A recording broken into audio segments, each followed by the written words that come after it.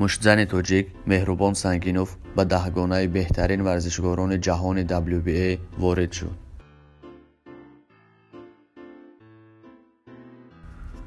Меҳрубон Сангинов яке аз варзишгарони шинохтаи Тоҷикистон мебошад.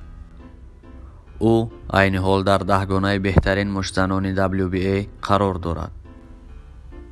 мақоми ӯ дар ин раддабандӣ баъд аз пирӯзии ӯ бар муштзани амрикоӣ боло рафт. Меҳрубон Сангинов дар аввали моҳи феврал бар муштзани амрикоӣ Квинси Лавиласа пирӯз шуда буд. ӯ айни ҳол дар амрико барои муҳорибаи навбатиаш омодагӣ мебинад.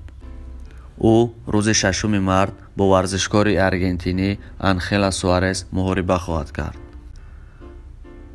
Меҳрубон Сангинов гуфт ки хушҳолам ки ба даҳгонаи беҳтарин варзишгорони WBA ворид шудам ва умедворам ки пас аз пирӯзии навбатиам боз ҳам мақомам болотар хоҳад шуд. ӯ гуфт гарчанде аз муҳорибаам бисёр вақт нагузаштааст ва ба ман пешниҳоди хубе карданд ки ман онро рад карда наметавонистам.